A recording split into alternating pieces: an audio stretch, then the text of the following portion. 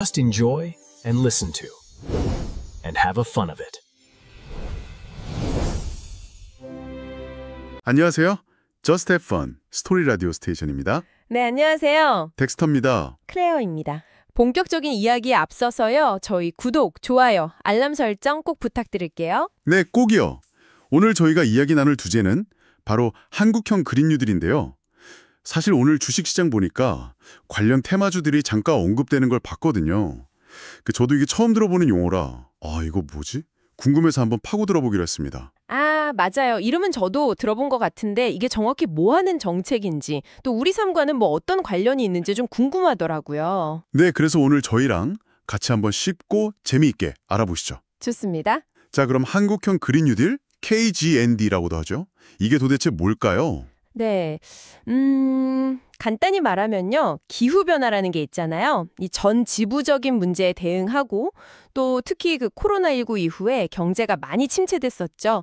이 경기를 살리기 위해서 2020년에 정부가 발표한 어떤 국가적인 큰 전략, 뭐 이렇게 볼 수 있어요. 아, 그러니까 단순히 환경만 생각하는 정책은 아니고 경제랑 산업 구조까지 바꾸려는 어떤 큰 그림이다. 네, 맞아요. 한국판 뉴딜이라고 발표된 것의 핵심 축 중 하나였죠. 그렇군요.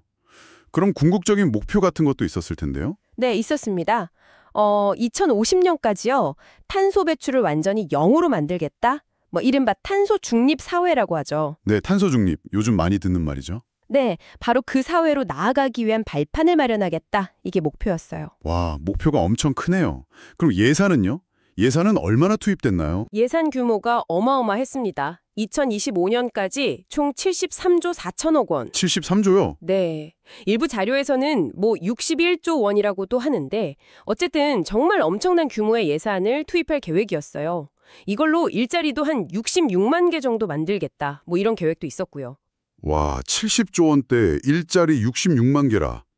이게 단순히 국내 문제 해결 이걸 넘어서는 의미도 있었겠네요? 그렇죠. 국제사회에 우리 한국도 기후변화 대응 이렇게 열심히 한다. 이걸 좀 보여주려는 목적도 분명히 있었을 거예요. 그러니까 기후위기 대응이랑 새로운 성장 동력 찾기 그리고 국제사회에서의 위상 제고 이런 여러 가지 목적이 담긴 카드였다. 이렇게 볼 수 있겠네요. 정확합니다. 다목적 카드였던 셈이죠. 자, 그럼 구체적으로 어떤 내용들을 담고 있었는지 좀 더 들어가 보죠. 크게 세 가지 방향이 있었다고 하던데요. 네, 맞아요. 세 가지 큰 그림이 있었는데 첫 번째는 도시, 공간, 생활 인프라의 녹색 전환이에요. 도시, 공간, 생활 인프라. 이건 좀 와닿는데요. 우리가 사는 공간을 바꾸는 건가요? 네, 맞습니다. 우리가 사는 공간을 더 친환경적으로 바꾸는 거죠. 예를 들면요. 예를 들면 어떤 것들이 있을까요? 오래된 공공 건물들 있잖아요. 이런 건물의 에너지 효율을 높이는 그린 리모델링 사업, 그리고 훼손된 자연 생태계를 복원하는 사업, 또 깨끗하고 안전한 물 관리 시스템, 뭐 스마트 상수도 같은 거요. 이런 걸 구축하는 내용들이 포함됐어요. 아하. 이 분야에만 2025년까지 한 10조 3천억 원 정도 투자 목표를 잡았으니까 꽤 비중 있는 분야였죠. 10조 원이 넘게. 꽤 크네요. 그럼 두 번째는 뭔가요? 이게 가장 중요하다고 들었던 것 같은데요. 네, 바로 저탄소 분산형 에너지 확산입니다. 이게 사실상 그린뉴딜의 핵심, 심장이라고 할 수 있고요. 가장 많은 돈이 투입되는 분야예요. 얼마나 투입되는데요? 무려 30조 원. 30조요. 와, 진짜 엄청나네요. 도대체 뭘 하길래 그렇게 많이 들어가는 거죠? 아무래도 기존의 에너지 시스템을 바꾸는 거니까요. 화석연료 중심에서 벗어나자는 게 목표였거든요. 그래서 태양광이나 풍력 같은 신재생 에너지 보급을 확 늘리고 또 전기를 효율적으로 관리하는 기술, 그 스마트 그리드라고 하죠. 그런 인프라를 확충하고 아, 스마트 그리드? 네, 전력망 자체를 좀 디지털화하는 사업들 이런 게 다 포함됐습니다. 에너지 구조 자체를 근본적으로 바꾸려는 의지가 담겨 있다고 볼 수 있죠. 에너지 구조 자체를 바꾼다. 마지막 세 번째는 녹색 산업 혁신 생태계 구축이라고 들었어요. 이건 좀 더 산업적인 측면인가 보죠? 네, 맞아요. 이건 산업과 기술 쪽에 좀 더 초점을 맞춘 건데요. 친환경 기술 개발, 즉 R&D를 지원하고요. 기업들이 좀 환경을 생각하는 경영, 요즘 ESG 경영이라고 많이 하잖아요. 네, ESG. 네, 그런 걸 하도록 유도하는 거예요. 그러니까 녹색 기술을 가진 기업들이 잘 성장할 수 있는 환경, 그런 생태계를 만들어주자는 거죠. 이 분야에는 2025년까지 한 10조 2천억 원 정도 투자를 목표로 했었어요. 했었어요. 그렇군요. 특히 뭐 폐자원 같은 거 재활용하는 자원순환 생태계 구축 같은 구체적인 사례도 여기서 나온 거고요. 재활용 생태계 중요하죠. 이렇게 큰 정책이 발표됐으니 시장의 반응도 정말 뜨거웠을 것 같아요. 특히 주식 시장에서요. 어떤 분야가 주목받았나요? 역시 돈이 제일 많이 몰리는 곳이죠. 에너지 전환 분야, 그리고 녹색 산업 관련 기업들. 이쪽이 주목을 많이 받았죠. 예를 들면 수소 에너지 관련해서요. 수소를 만들거나 저장하고 운반하는 기술, 이런 기술을 가진 기업들이요. 수소 에너지. 요즘 정말 많이 이야기 나오잖아요. 구체적으로 어떤 기업들이 좀 언급됐었나요? 풍국주정, JNK 글로벌, 유니크, EM코리아 이런 기업들이 수소 관련주로 많이 언급됐었죠. 그렇군요. 그리고 또 하나 탄소 배출 자체를 줄이는 기술 있잖아요. CCS라고 하는. CCS요? 탄소 포집 기술 같은 거 말씀이시죠? 네, 맞아요. 그런 기술이나 아니면 탄소 배출권 거래 관련 기업들, 이런 곳들도 꾸준히 관심을 받았어요. 휴캠스나 에코바이오 같은 기업들이 대표적이죠. 정말 다양한 기업들이 엮여 있었네요. 그럼 이런 정책 발표만 딱 믿고 투자하면 성공하는 건가요? 글쎄요. 시장 분석가들은 좀 더 신중한 입장이었어요. 당연히 정책 기대감도 중요하긴 한데 결국에는 실제로 실적을 내는 기업, 그리고 탄소 배출권처럼 구체적인 사업 모델이 딱 있는 기업들, 이런 곳들이 장기적으로 안정적일 거다, 이렇게 많이 봤죠. 결국 실적이 중요하다. 네. 단순히 정책에 기대는 것보다는 기업 자체의 기술력이나 사업성, 이게 훨씬 중요하다는 거죠. 펀더멘털이라고 하죠. 그렇죠. 주식시장 말고 금융권에서도 좀 흥미로운 움직임이 있었다면서요? 네, 이게 꽤 흥미로운 부분인데요.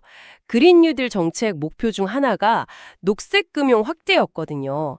근데 이게 금융회사들의 어떤 자발적인 변화를 이끌어내는 촉매제 역할을 좀 했어요. 자발적인 변화요? 정부가 시킨 게 아니고요? 어떤 변화들이 있었죠? 예를 들어서 KB증권이나 삼성증권 같은 큰 증권사들이요. 회사 내부에 ESG 위원회 같은 걸 만들거나 아니면 전담팀, 심지어 연구소 같은 걸 만들었어요. 와, 자체적으로요? 네, ESG 경영을 강화하고 또 관련된 투자 전략도 개발하겠다, 이런 의지를 보여준 거죠.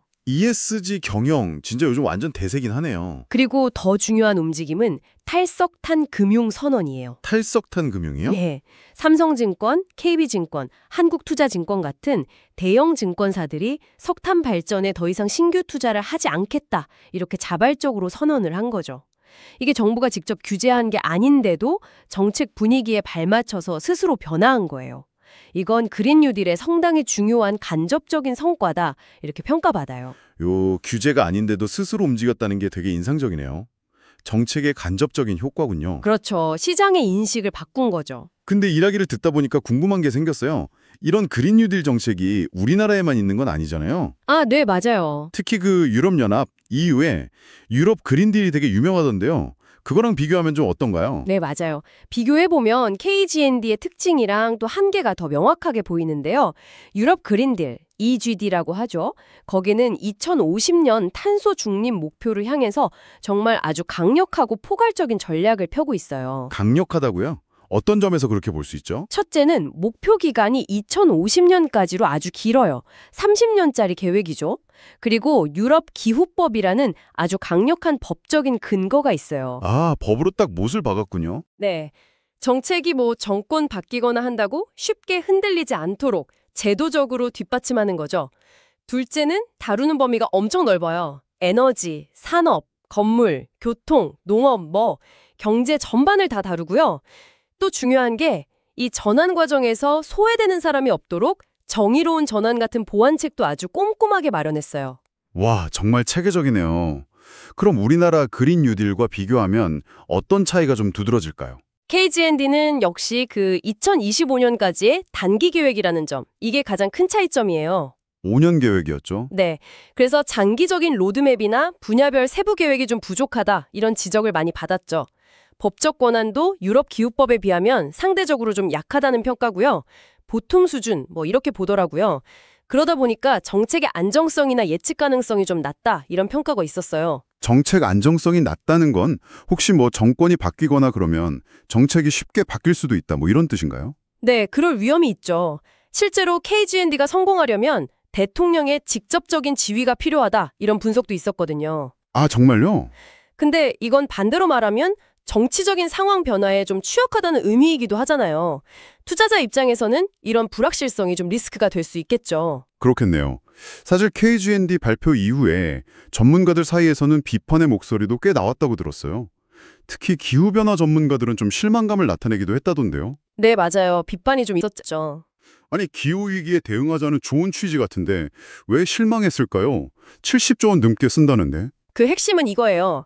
겉모습은 그린인데 속은 그냥 경기부양책 아니냐는 거죠. 아, 70조 원이 넘는 돈을 쓰지만 이게 2050년 탄소 중립이라는 그 먼 목표를 달성하기 위한 어떤 근본적인 해결책이라기보다는 당장의 경제 위기 극복이나 일자리 만들기에 더 초점이 맞춰져 있는 것 같다, 이런 지적이었어요. 단기 성과 위주다. 그렇죠. 정책 기간이 2025년까지로 짧다는 점도 이런 비판을 좀 뒷받침하는 근거가 됐고요. 목표랑 수단이 좀 안 맞는 거 아니냐, 이런 거죠. 목표는 거창한데 실제 계획은 좀 단기적인 성과에 머물렀다. 이런 지적이군요. 또 다른 비판은 없었나요? 또 하나 중요한 비판은 정책을 만드는 과정에 대한 문제제기였어요. 과정이요? 어떤 문제가 있었는데요? 이게 대통령 지시 이후에 한 2달 만에 너무 급하게 만들어졌다는 거예요. 2달 만이요? 와, 진짜 빠르네요. 네, 그 과정에서 노동자, 농민, 지역 주민처럼 이 기후변화 정책의 영향을 직접 받는 사람들 있잖아요. 이런 분들 목소리를 충분히 듣지 않았다, 이런 비판이 있었어요. 심지어는 소위 밀실에서 논의된 거 아니냐, 이런 의문까지 제기됐었죠. 아, 해외에서는 그린 뉴딜 논의할 때 이런 민주적인 참여를 되게 중요하게 생각한다던데 우리는 좀 부족했나 보네요. 네, 그런 지적이 많았죠. 이런 과정의 문제 때문에 사회적인 공감대나 지지를 얻기가 좀 어려워지고 결국 정책의 추진 동력 자체가 약해질 수 있다, 이런 우려가 나왔어요. 그렇군요. 절차적 정당성이 부족했다는 거네요. 지금까지 들어보면 좀 아쉬운 점이 많은 것 같은데요. 그래도 KGND 덕분에 긍정적인 변화나 성공 사례도 있지 않았을까요? 물론 있습니다. 특히 그 세 번째 목표였던 녹색 산업 혁신 생태계 구축 분야에서는 주목할 만한 성공 사례가 나왔어요. 바로 그 아웃도어 브랜드 블랙야크 이야기인데요. 블랙야크요? 등산복 만드는? 어떤 성공 사례인가요? 네, 맞아요. 국내에서 버려지는 투명 페트병 있잖아요. 이걸 재활용해서 아주 고품질의 옷을 만드는 데 성공한 거예요. KRPT라고 부르는데 이전에는 이런 원료를 거의 다 수입에 의존했거든요. 와, 그럼 폐기물도 줄이고 수입도 대체하고 진짜 좋은데요? 네, 이게 가능했던 건 정부의 제도 개선, 예를 들면 페트병 분리배출 의무화 같은 거요. 그리고 기업의 아주 적극적인 노력, 또 협력사들과의 긴밀한 공조, 이 삼박자가 잘 맞았기 때문이에요. KGND가 추구했던 환경과 경제의 상생, 이걸 실제로 보여준 아주 좋은 예시죠. 오, 정말 모범 사례네요. 네, 이 기술로 앞으로 약 4,200억 원 규모의 새로운 시장이 열릴 수도 있다, 이렇게 전망하기도 하니까 경제적으로도 의미가 크고요. 4,200억 원. 와, 오늘 한국형 그린 뉴딜에 대해서 정말 깊이 알아봤네요. 정리를 좀 해보면 시작은 좋았지만 장기적인 관점에서는 좀 아쉬움이 많은 정책이었다. 이렇게 볼 수 있을까요? 네, 그렇게 요약할 수 있겠네요. 탄소 중립 시대로 나아가기 위한 어떤 첫걸음으로 초기 자금을 투입하고 특히 금융권의 변화, 아까 말씀드린 탈석탄 같은 거요. 그런 변화를 이끌어낸 점은 분명히 긍정적이에요. 그리고 블랙야크 사례처럼 구체적인 성공도 있었고요. 하지만 2025년까지라는 좀 짧은 기간, 그리고 장기 계획의 부재, 상대적으로 좀 약한 법적 기반, 또 정책 결정 과정의 아쉬움, 이런 것들은 좀 풀어야 할 숙제로 남은 것 같아요. 맞습니다. 전문가들은 그래서 유럽 그린딜처럼 좀 더 장기적인 목표 설정, 그리고 강력한 법적 기반 마련, 또 정치적 영향에서 좀 자유로운 독립적인 추진기구 설립, 이런 거 필요하다고 지적하고요. 그리고 아까 말씀드린 것처럼 다양한 사람들의 목소리를 듣는 민주적인 과정, 이것도 정말 중요하다고 강조하죠. 그럼 이걸 지켜보는 우리, 특히 투자에 관심 있는 분들은 앞으로 어떤 점을 좀 주목해야 할까요? 제 생각에는요, 단기적인 테마에 이렇게 휩쓸리기보다는 좀 장기적인 변화의 흐름을 읽는 게 중요할 것 같아요. 정책 자체보다는 앞으로 계속 강화될 환경 규제 속에서 실제로 수혜를 볼 수 있는 기술, 예를 들면 아까 말한 탄소 포집 기술 같은 거요. 네, CCUS. 네, 혹은 탄소 배출권처럼 확실한 사업 모델을 가진 기업, 이런 데 주목해야 하고요. 또 블랙야크 사례처럼 폐기물을 자원으로 바꾸는 순환경제 분야나 아니면 부가가치가 높은 녹색산업 분야에서 실질적인 성과를 내는 기업들, 이런 기업들을 좀 눈여겨볼 필요가 있습니다. 결국 KG&D의 성공 여부와는 좀 별개로 진짜 경쟁력 있는 친환경 기술과 사업 모델을 가진 기업이 장기적으로 살아남는다. 뭐 이런 말씀이시네요. 정확합니다. 결국 핵심은 구호가 아니라 실질적인 가치 창출 능력이죠. 네, 오늘 한국형 그린 뉴딜에 대한 깊이 있는 이야기 나눠봤습니다. 조금은 생소했던 정책이 우리 경제와 사회에 어떤 영향을 미치고 있는지, 또 앞으로 어떤 방향으로 나아가야 할지 생각해보는 계기가 되었으면 좋겠습니다. 오늘 저희가 준비한 이야기는 여기까지입니다. 들으시면서 궁금했던 점이나 더 알고 싶은 내용 있으시면 댓글로 편하게 남겨주세요. 네, 댓글 환영합니다. 끝으로 저희 스토리 라디오 스테이션 구독과 좋아요, 알람 설정 다시 한번 꼭 부탁드릴게요. 여러분의 응원이 저희에게 정말 큰 힘이 됩니다. 네, 큰 힘이 됩니다. 지금까지 덱스터, 클레어였습니다. Just Have Fun. 다음 주에 더 재미있는 이야기로 돌아올게요. 안녕히 계세요.